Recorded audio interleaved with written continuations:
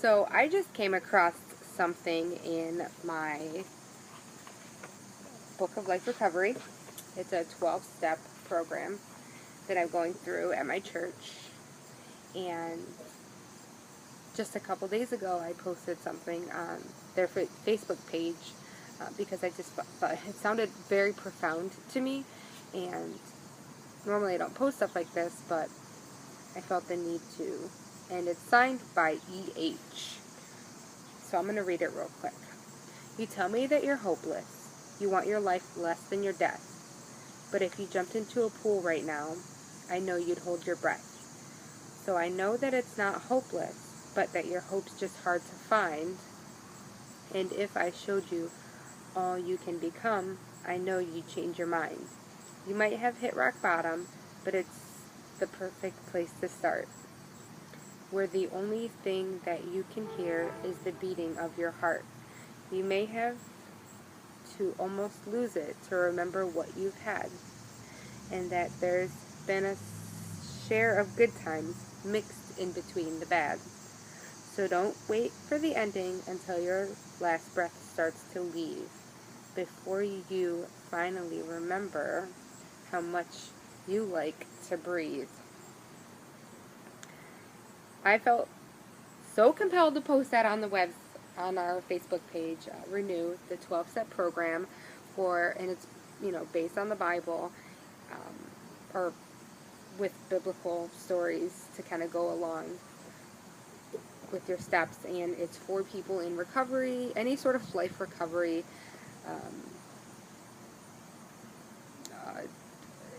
A lot of people go for addictions. However, it could be drug addictions, or it could be codependency. For me, it was PTSD from my childhood and growing up. So, right now, I'm on step 2, study number 3, examples of faith. And I had posted that about being hopeless on the Facebook page a few days ago. And now here I am reading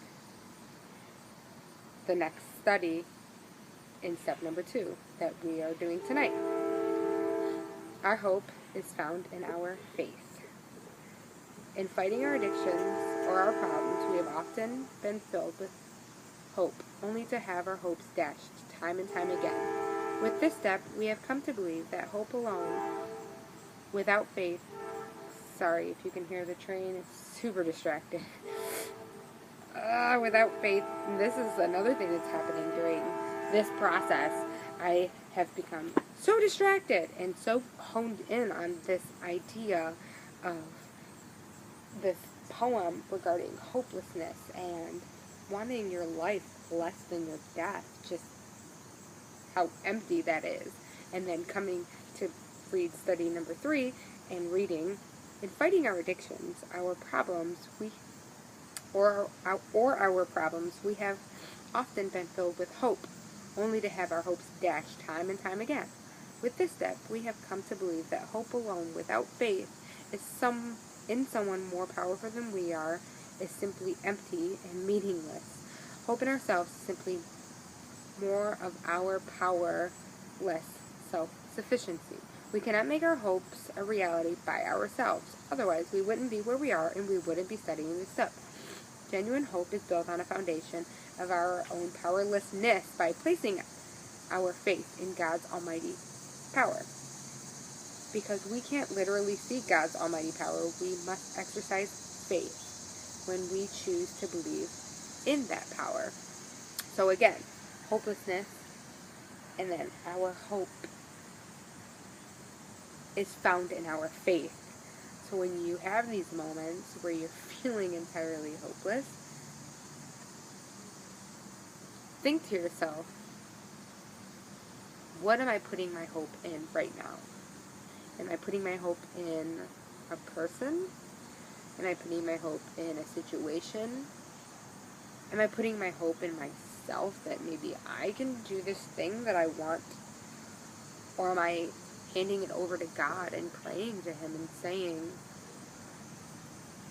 I want my hope to be in you, Lord. I want my hope to be in the faith that I have that you are going to make your will be done in my life.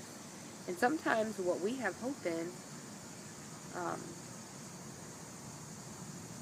maybe just our own personal desire, and what God has planned for us is much better. So we might put our hope in a situation or a person because that's what we think we want for our lives, and then come to find out, no, our hope needs to be redirected back to our faith, and we need to just faith. We need to trust that God has it planned for us, and whatever His will be done, that it will be good because it will be good from God, and it will be blessed by Him. So whenever you're starting to feel hopeless, I know it's really, really difficult, and this is the part that's called the Christian faith part, and the part that is not easy. It's not. Put your faith, or put your hope back in your faith. And have a great day.